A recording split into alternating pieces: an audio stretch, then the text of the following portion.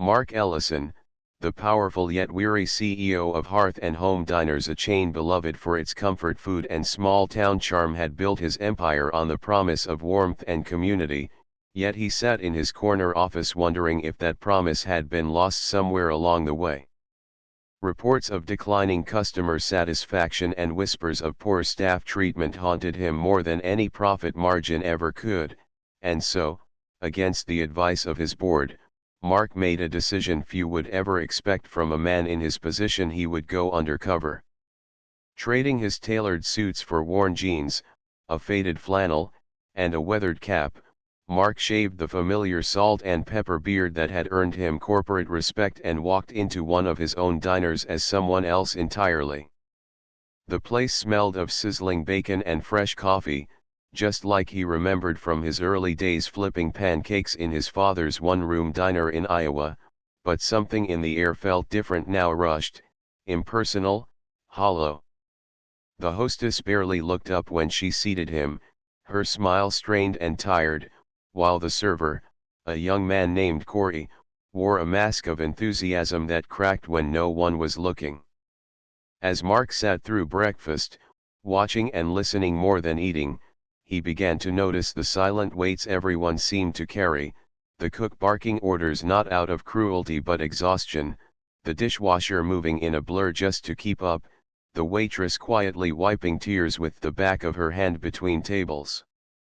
It wasn't rebellion or laziness, it was weariness, the kind that creeps into the soul when no one listens, when you give everything and still fall short. Mark struck up conversations, gentle and kind, not as a CEO but as a fellow human trying to understand. He learned of double shifts and skipped breaks, of management's cold demands for efficiency, and of dreams quietly dying beneath fluorescent lights. One cook, Maria, spoke of once hoping to save enough to open her own bakery, but rent and childcare had swallowed that dream whole. Mark listened, nodded, and for the first time in years, truly saw the people behind the brand he'd built. He returned again and again over the course of 2 weeks, visiting different locations, meeting dozens of employees, and witnessing how policy trickled down not as structure, but as burden. He watched a single mother carry trays with the same tired grace she used to carry her sleeping child home each night. He saw managers trying to uphold impossible expectations without the resources to do so. He felt shame.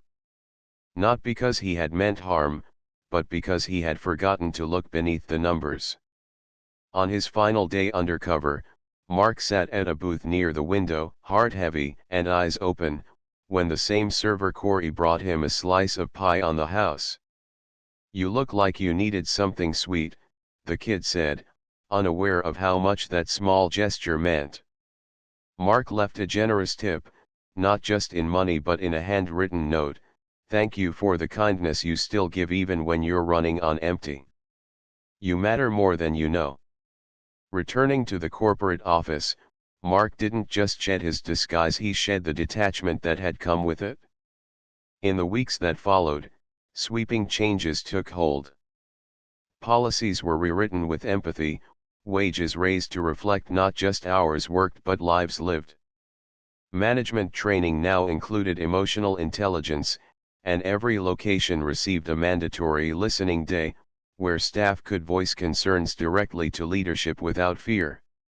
Mark began visiting locations regularly, not as a surprise, but as a promise to never again lose touch with the heart of his business. The media eventually caught wind of his undercover mission, and while headlines praised the boldness of his actions, Mark cared more for the quiet gratitude in the eyes of the employees who, for the first time in a long time, felt seen. Hearth and Home slowly transformed from a place of rushed orders and hollow smiles to one of genuine connection and renewed hope. And though Mark returned to his suits and board meetings, a piece of him forever remained at those formica tables, beside tired workers and lukewarm coffee, where he had rediscovered not only the soul of his diners but the soul of himself. The diner was nearly empty that evening, Save for the low hum of clinking cutlery and the quiet rustle of menus being flipped, Mark sat alone in a booth near the window, nursing a coffee gone cold, his fingers tracing idle circles around the rim of the mug as his thoughts wandered through the wreckage of his week laid off from work, his rent overdue, and a silence between him and his sister that felt like an ocean. That's when Kristen approached his table, not with the hollow cheerfulness Mark had come to expect from tired waitstaff, but with a quiet warmth that felt startling in its sincerity. Her apron was smudged, a loose strand of hair stuck to her cheek, and there was a tension in her eyes that betrayed the easy smile she wore, but still, she moved with purpose, her notepad ready, her voice soft but steady as she asked, "What can I get for you?" It wasn't the words that struck Mark, it was the way she looked at him, not through him, as though she saw something there worth noticing. He gave a non-committal answer, just eggs, toast, maybe some bacon if it wasn't too much trouble, and she nodded, jotting it down with the care of someone taking far more important orders. As she turned to leave, he caught a glimpse of her hands, reddened and dry from constant washing, and something about that image stuck with him, lingering like the scent of coffee and burnt toast in the air. Kristen moved with practiced grace between tables, offering refills and wiping surfaces with a rhythm that belied the exhaustion tucked beneath her eyes. Mark watched her longer than he intended, drawn to the quiet dignity she carried like a weight she refused to let show. When she returned with his plate, she set it down gently, offering a smile that didn't quite reach her eyes, and for a moment, their gazes locked, two strangers bound not by words, but by the mutual, unspoken recognition of people simply trying to hold it together. "Rough day?" she asked, a hint of empathy softening her tone, and Mark hesitated before nodding, unsure why it felt so natural to admit it to her. "You could say that." She didn't press, just offered another soft smile and a quiet, "Well, I hope breakfast helps." As she walked away, Mark found himself watching her again, not out of attraction, but curiosity, admiration, something deeper, wondering what her story was, what weight she bore that made her kindness feel so hard-earned. Over the next hour, their exchanges were brief but meaningful, refills accompanied by knowing glances, short questions answered with honest words, moments of silence that somehow said more than conversation ever could. He learned her name only because another customer called out a "Thank you, Kristen," and somehow, it suited her, soft and resilient all at once. When the bill came, Mark fumbled with his wallet, embarrassed by how tightly he had to count the bills, and when Kristen noticed, she hesitated just a fraction of a second too long before saying, "Don't worry about the tip today," with a kindness that nearly undid him. "Next time, maybe." Her voice didn't carry pity, only understanding, and in that moment, Mark felt something shift, an anchor he hadn't realized was dragging him under suddenly loosened. As he stood to leave, he thanked her, really thanked her, and she nodded, her smile a little fuller this time, as if his gratitude meant something to her too. Outside, the night had grown colder, but Mark felt warmer somehow, as though the brief encounter with Kristen had stitched something back together in him he didn't know was fraying. He glanced back through the window as he walked away, saw her wiping down the table he'd just vacated, her movements slower now, more tired, yet still deliberate. And he realized then that sometimes it wasn't grand gestures or sweeping moments that left a mark, but quiet kindnesses, offered in the middle of a shift by someone who had every reason to be worn out, but chose compassion instead.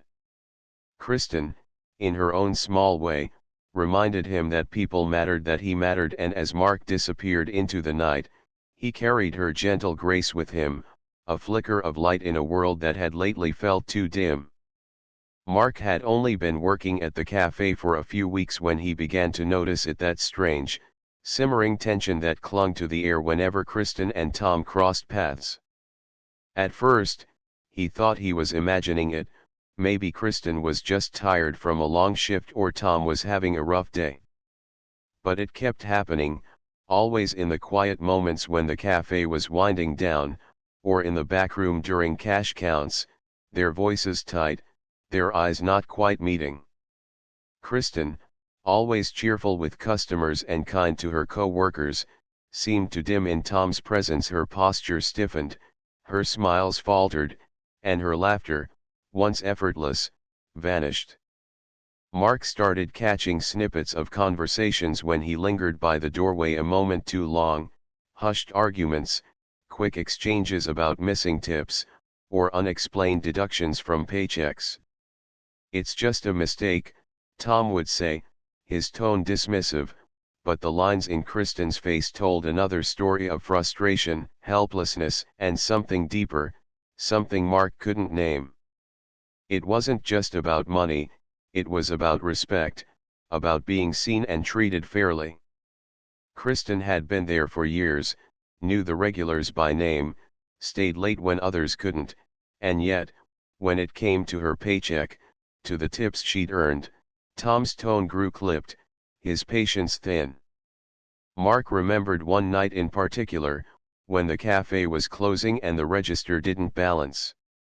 Tom accused Kristen in front of everyone, his voice sharp with condescension, and Kristen stood frozen, her eyes glossed with unshed tears, refusing to defend herself.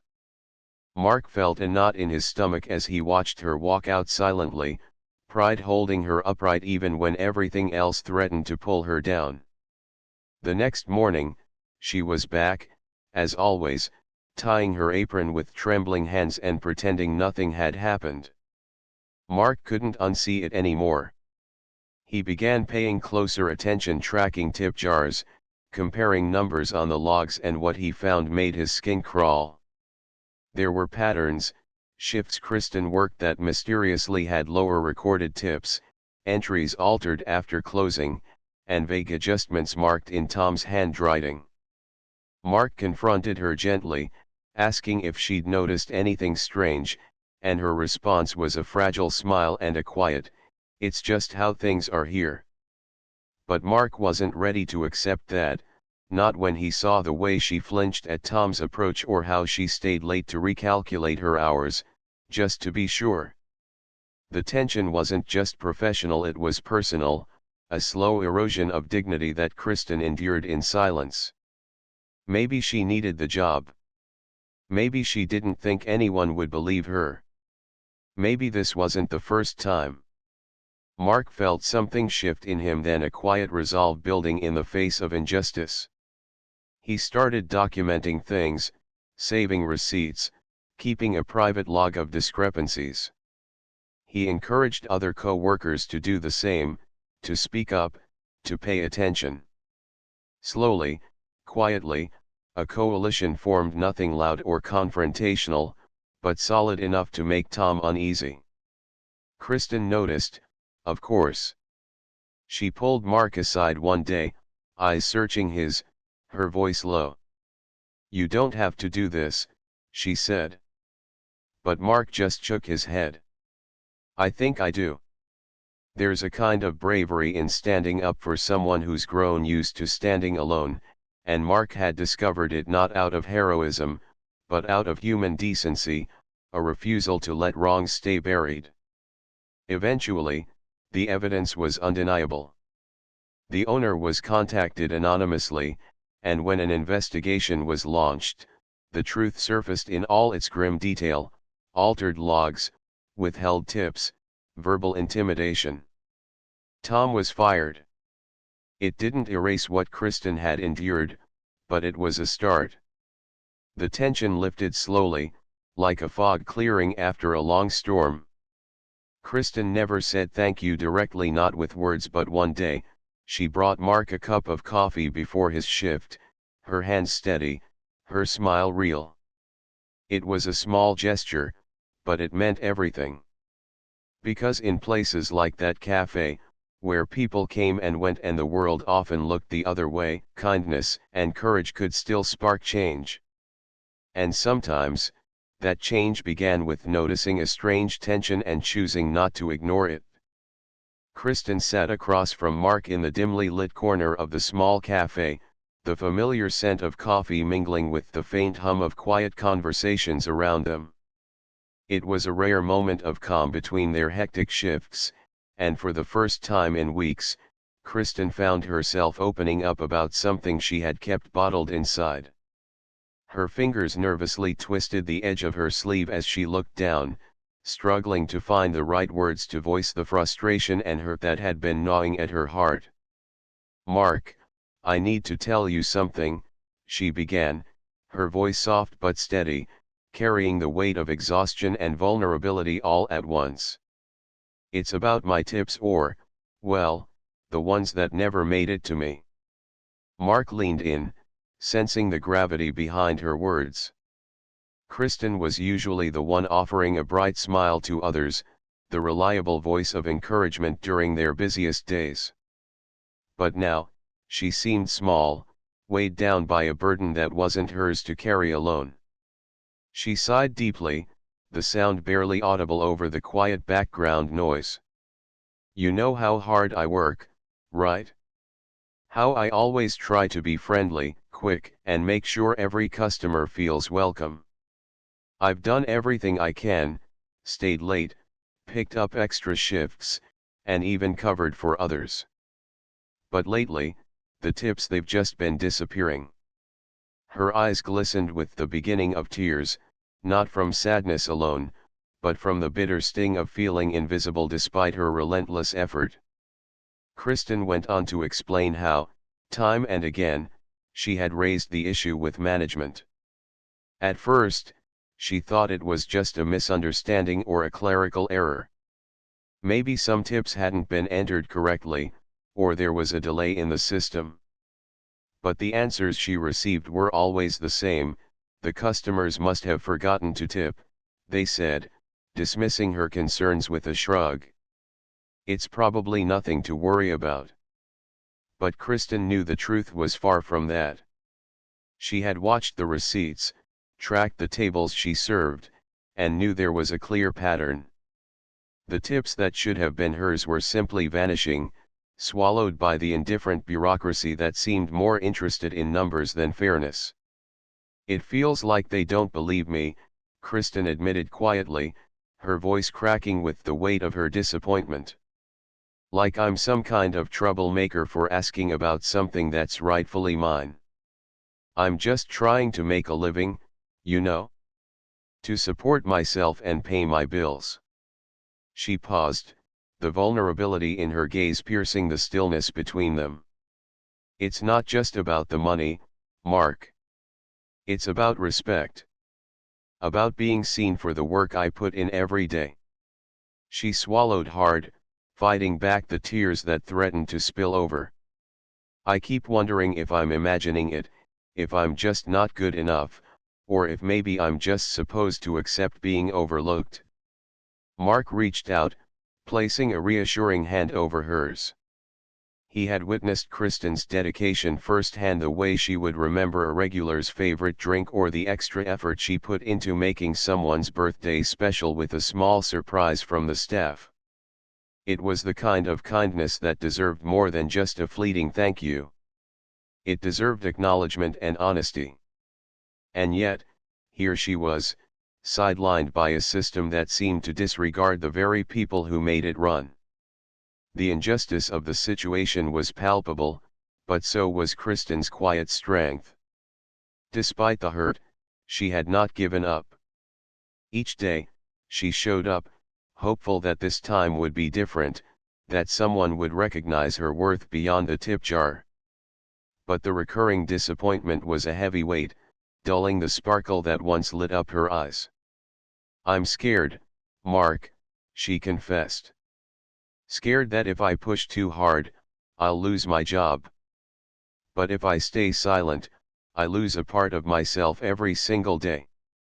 Her voice was barely above a whisper now, fragile but honest.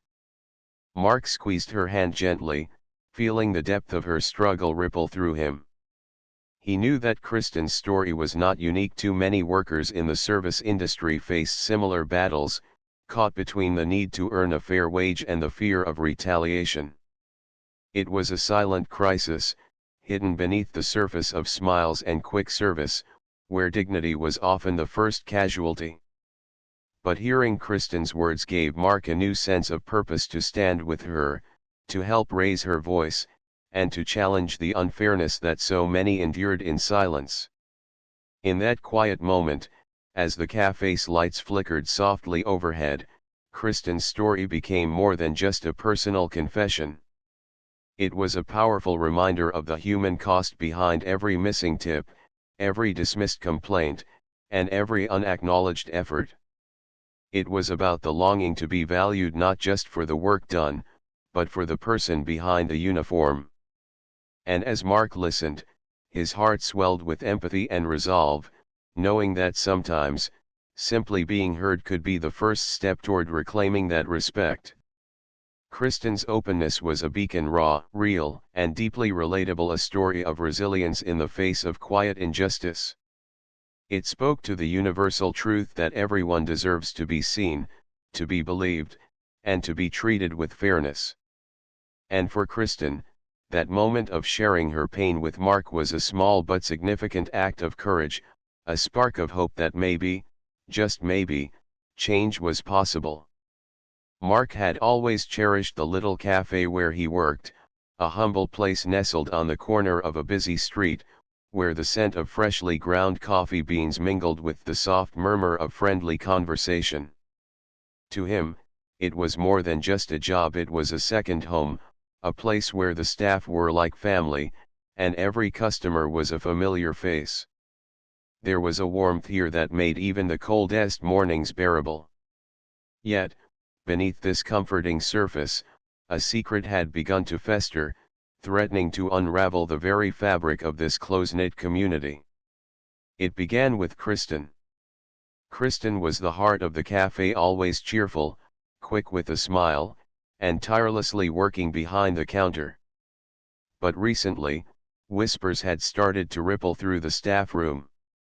Some spoke in hushed tones about missing tips, about small sums that didn't add up, and Mark, ever the curious and conscientious one, found himself drawn into the mystery. He didn't want to believe the worst, but the nagging feeling that something was wrong would not leave him alone. Driven by a mix of concern and a quiet determination to get to the bottom of things, Mark began to ask questions: subtle, careful inquiries that avoided accusations but sought truth. He spoke to colleagues during breaks, gently probing for details, for anything that might explain the rumors swirling around Kristen. What he uncovered was both surprising and heartbreaking. Kristen was not alone. Tom, the waiter with a disarming grin and an easy laugh, had been quietly pocketing tips for months. Mark felt a sharp pang of betrayal. Tom had always been a favorite among the staff and customers alike, his charm often masking the weight he carried inside. The revelation was a stark reminder that beneath the cheerful surface, everyone was fighting battles that were invisible to others. Mark watched as the pieces fell into place, each confession a fragile thread weaving a tapestry of human vulnerability. Kristen, it seemed, was overwhelmed by mounting bills and unexpected expenses. The extra money she took, though wrong, was a desperate attempt to stay afloat, to keep her life from unraveling. Tom's reasons were just as complex. Behind his jovial front, he was struggling with debts and a family situation that left him emotionally and financially drained. Neither was a villain, they were people caught in the relentless grind of everyday survival, making choices that tore at their consciences. For Mark, the truth was painful but necessary. It challenged his idealistic view of the workplace, forcing him to see his colleagues not just as friendly faces, but as individuals grappling with their own shadows. The cafe, once a sanctuary of trust and simplicity, now reflected the imperfect reality of human nature. Mark found himself caught between disappointment and empathy, torn by the desire to protect his friends and the need to uphold honesty. He realized that the secret they all kept was a cry for help masked by shame and fear. In a world that often demanded perfection and judged harshly, Kristen and Tom had stumbled in silence, afraid of losing the fragile community they depended on. Mark's heart ached for them, not just for what they had done, but for the burdens they bore alone. He saw in their struggles a mirror of his own vulnerabilities and the universal truth that everyone has moments of weakness. With this newfound understanding, Mark knew that the path forward had to be paved with compassion. The hidden truth was not just about theft or mistakes, it was about the courage to confront difficult realities and the possibility of forgiveness. He began to think about how to bring light to the shadows without shattering the bonds that held them together. It was a delicate balance, a test of empathy and integrity.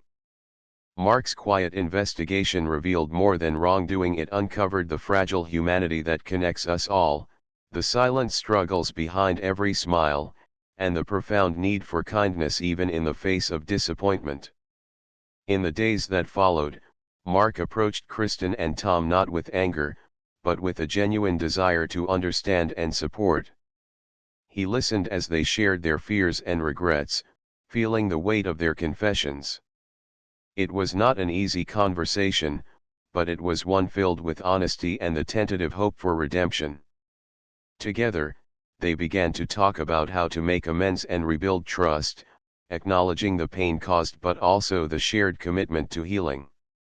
Mark realized that this moment of truth, though uncomfortable, was also a chance for growth for all of them.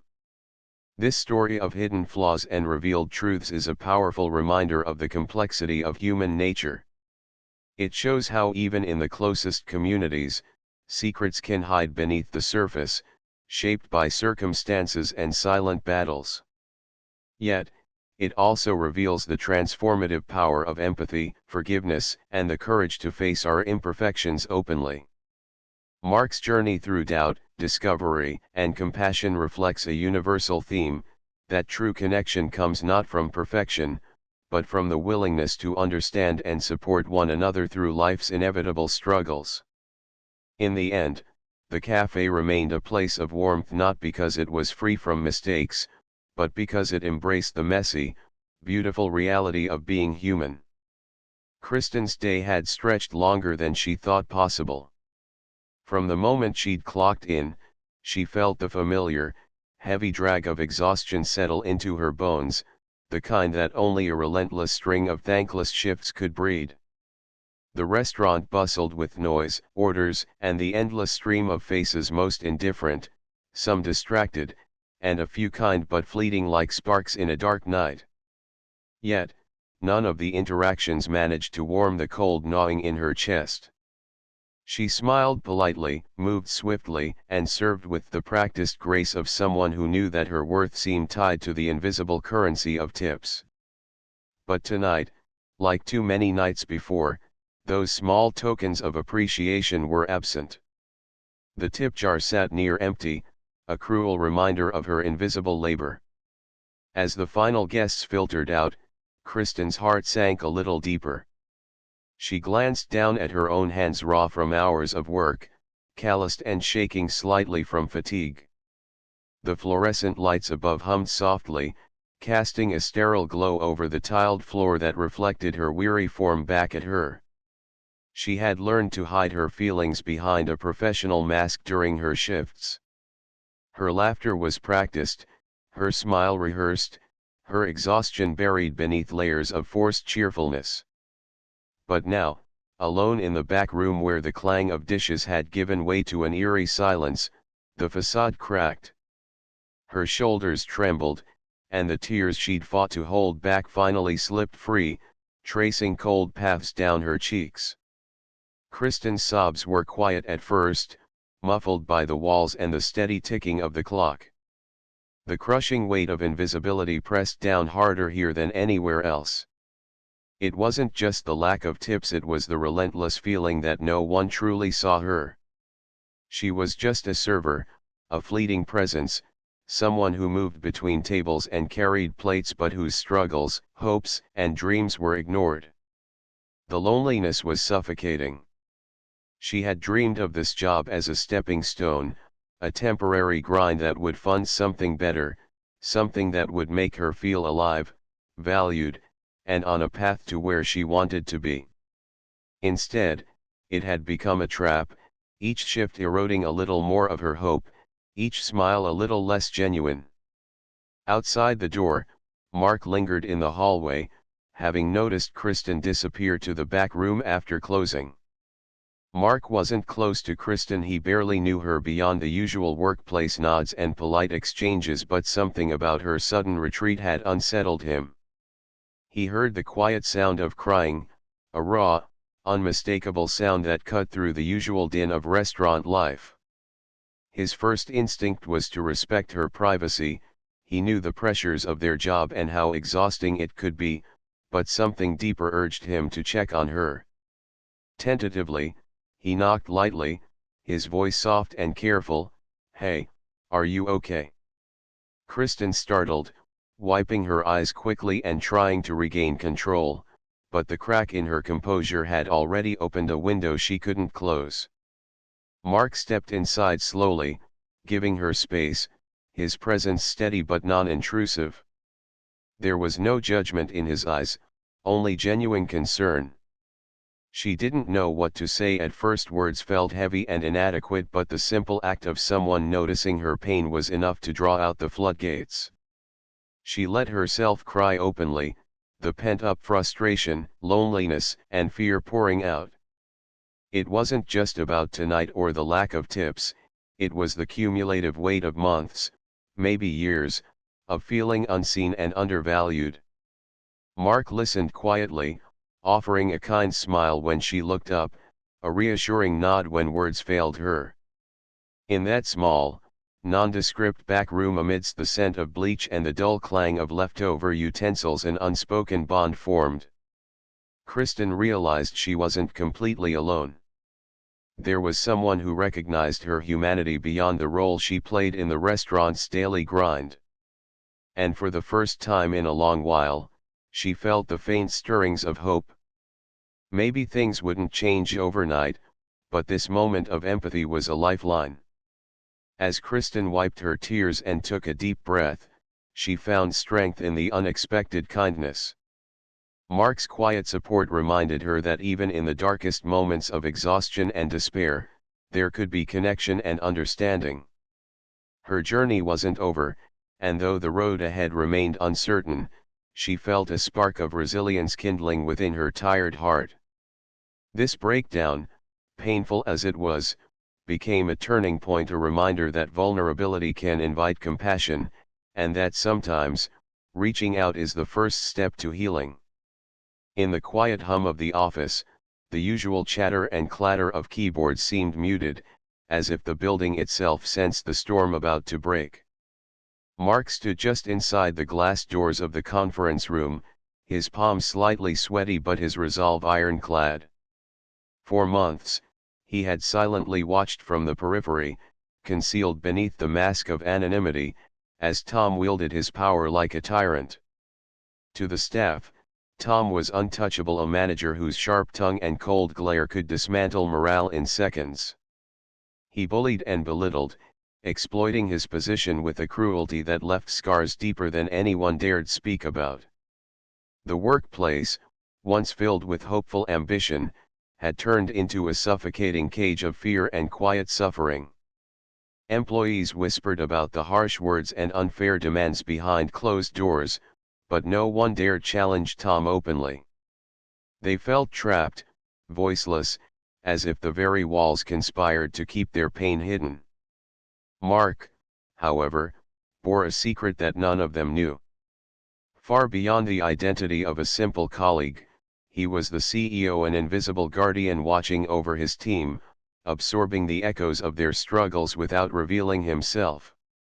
It was a role he had assumed deliberately, to observe the truth firsthand, to understand the depth of the rot infecting his company before stepping forward.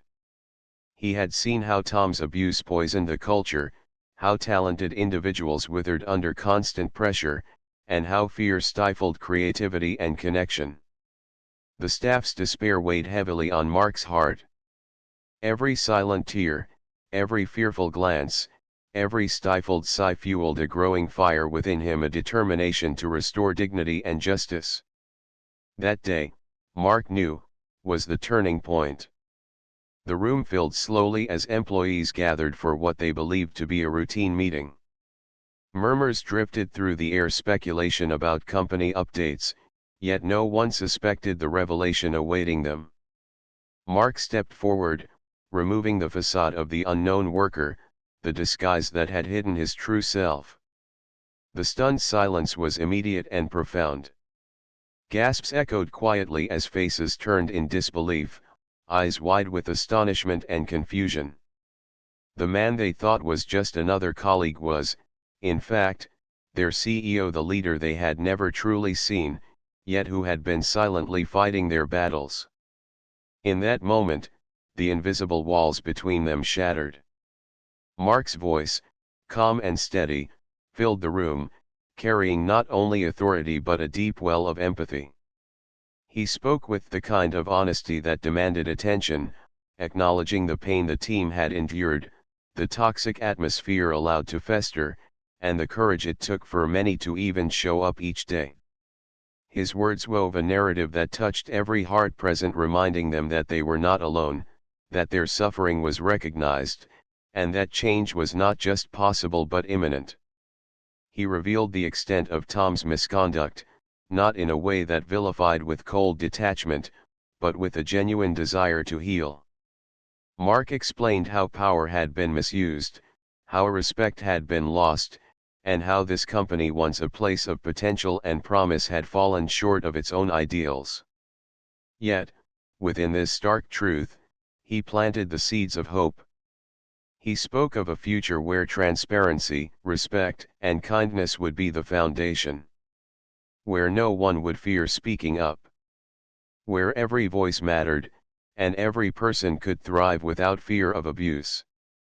Tears streamed quietly down the cheeks of some employees, the release of long-held pain mingling with the first flickers of hope.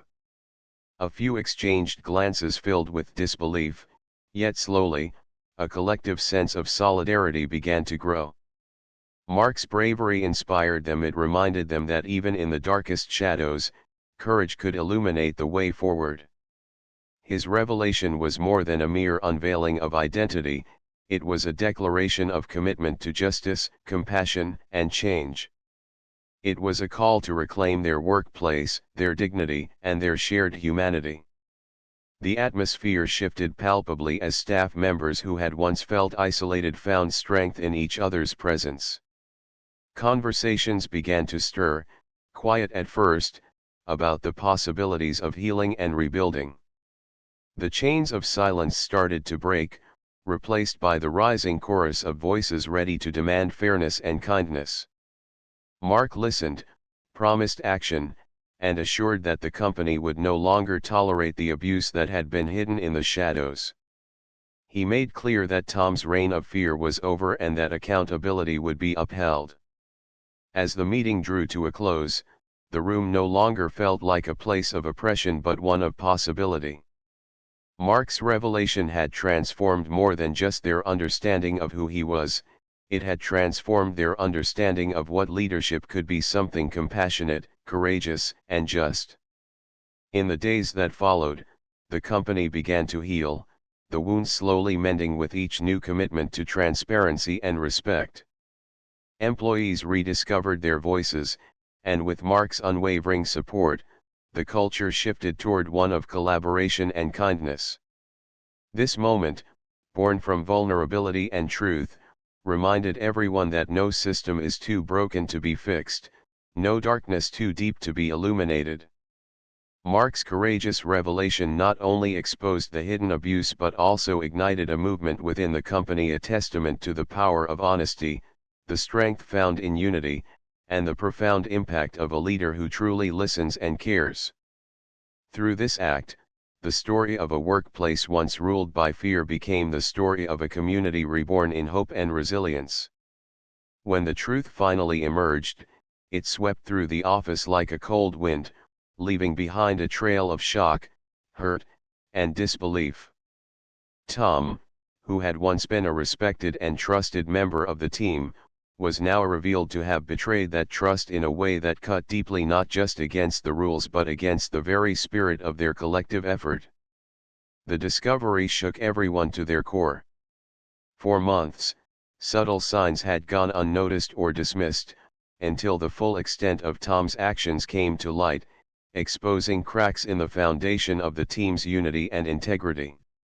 It was more than just a professional failing, it was a personal betrayal that challenged the faith they all had in one another. Kristen, whose dedication and hard work had long been a cornerstone of the team's success, felt the sting most acutely.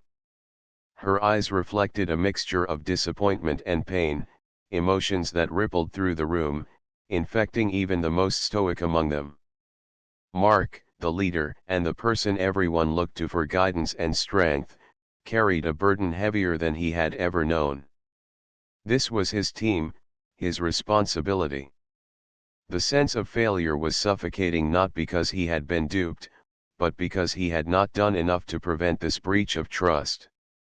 Yet, in this moment of crisis, Mark understood what leadership truly demanded. It wasn't evading difficult decisions or hiding from uncomfortable truths. It was facing them head-on, with honesty and courage. Without hesitation, Mark convened an urgent meeting, gathering the entire team in the conference room where silence fell like a dense fog. Each face was turned toward him, a mixture of hope, fear, and expectancy in their eyes. They all needed answers, and more than that, they needed justice. Standing before them, Mark's voice was steady yet filled with a solemn weight. He recounted the facts with clarity, acknowledging the breach and its consequences. Then, with a decisive tone that left no room for ambiguity, he announced Tom's immediate termination. "Tom is fired on the spot," he said. The words were final and unyielding. The team felt a collective exhale, relief, sorrow, and a sense of closure all mingling at once. Tom's actions could no longer be tolerated, not just because they violated policy, but because they had fractured the trust that was the lifeblood of their work. The gravity of the moment was palpable, and though it was painful, it was necessary. But Mark's response did not stop at accountability. Turning his gaze to Kristen and the entire team, he expressed a heartfelt apology. It was not the kind of rehearsed corporate statement so often heard in moments like these, but a genuine, vulnerable admission of responsibility. "I'm sorry," he said, his voice carrying the weight of sincerity. "I should have seen this sooner. We all deserve better oversight, better transparency, and a stronger culture where these things can't happen."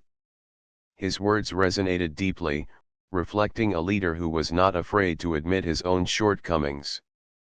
It was a moment of raw humanity, Mark acknowledging that while justice had been served, the work to heal and rebuild was just beginning.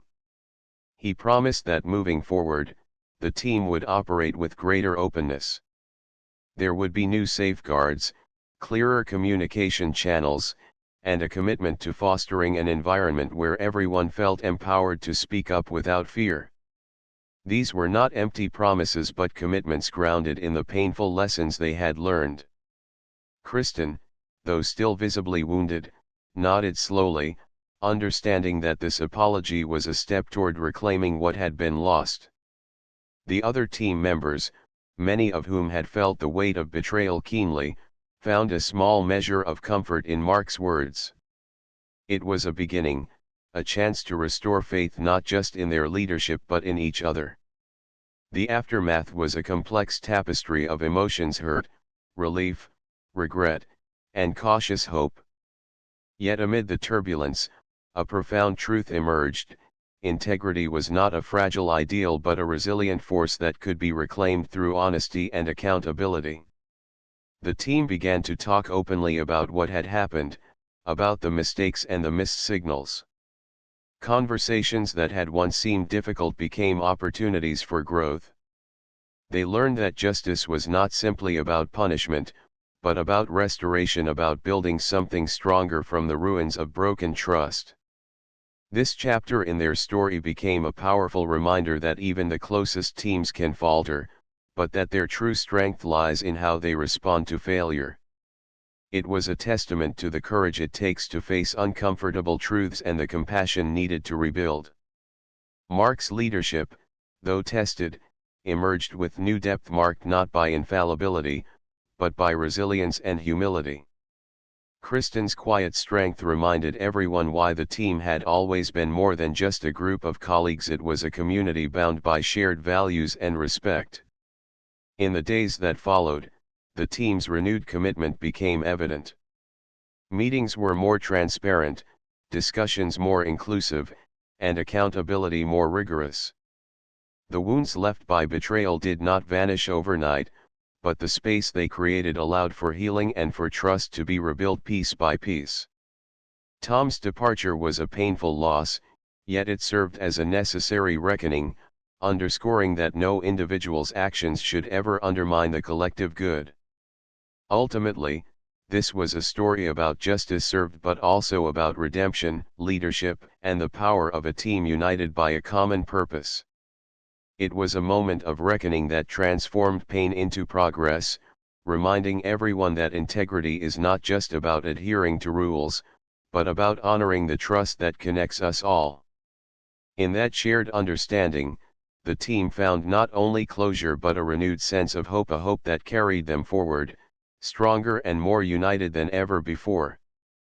Kristen's promotion to assistant manager marked more than just a new title. It was the turning point in a story about hope, resilience, and the power of second chances. The diner where she worked had long been a quiet fixture in the neighborhood, a modest place with cracked vinyl booths and a flickering neon sign, struggling to keep its doors open through difficult times. For years, it had been a place of routine and small disappointments, where worn-out staff clocked in with low spirits and customers came mostly for a cheap meal rather than any sense of warmth or community.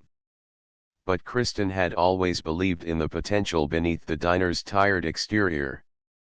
She saw it not just as a place to work but as a canvas where something meaningful could be painted, a space where people could find comfort, connection, and maybe even a fresh start. When she was offered the promotion to assistant manager, it wasn't just an elevation in rank, it was a vote of confidence in her character and her vision. Kristen had faced her own battles, self-doubt, moments of frustration, and the fear that she might never escape the cycle of stagnation that seemed to grip both her and the diner. But this new role was a chance to change the narrative, to step into a leadership position where her integrity and compassion could set a new tone. She embraced the responsibility with a quiet determination, knowing that change wouldn't come overnight but believing deeply that it was possible. One of the first things Kristen did was to focus on the people, the heart of the diner. She recognized that the staff were more than employees, they were a family of sorts, each with their own stories, struggles, and dreams. Where before there had been apathy or resignation, Kristen encouraged an atmosphere of respect and encouragement.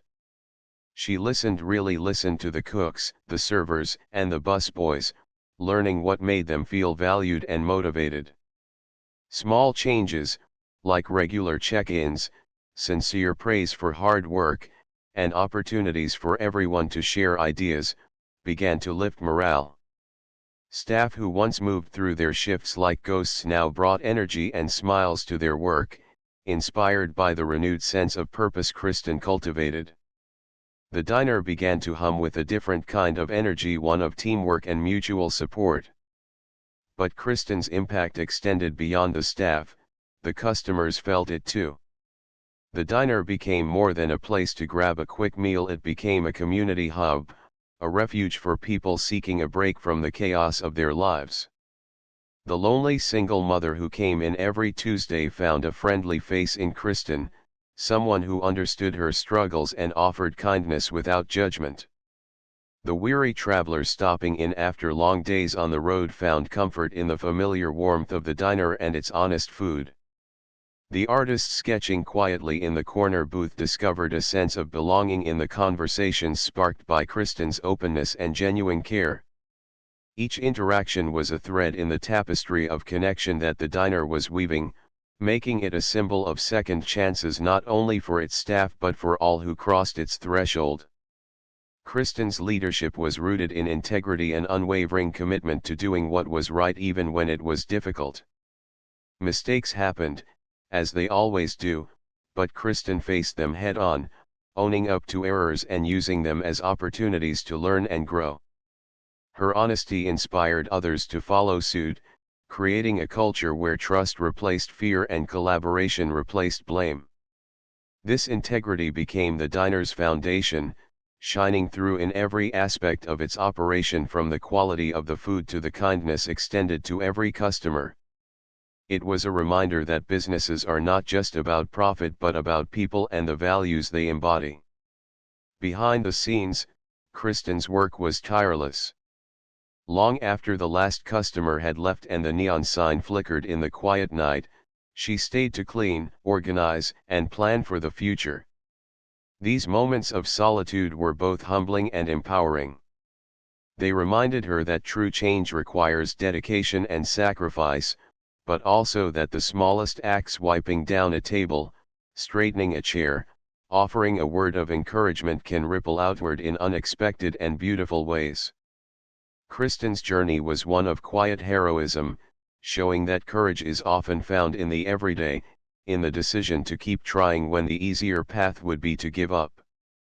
As the diner's reputation grew, it became a beacon of hope in the community, a place where second chances were not just possible but celebrated. The neon sign that had once seemed faded and uncertain now glowed with renewed brilliance, symbolizing more than just a business open for service. It was a symbol of integrity, resilience, and new beginnings. People came not just for the food but for the spirit the diner represented, and Kristen's story became intertwined with that spirit, a testament to the power of perseverance, empathy, and leadership rooted in kindness. Through Kristen's promotion and the changes she championed, the diner transformed from a struggling business into a thriving symbol of what can happen when people believe in each other and in the possibility of renewal. It was a reminder that beginnings don't have to be perfect or grand, they only need the courage to take the first step, the honesty to face challenges, and the heart to uplift others along the way. Kristen's story touched everyone who knew her or walked through the diner's doors, inspiring them to embrace their own new beginnings, confident that no matter the hardships faced, there is always a chance to rise, rebuild, and shine anew.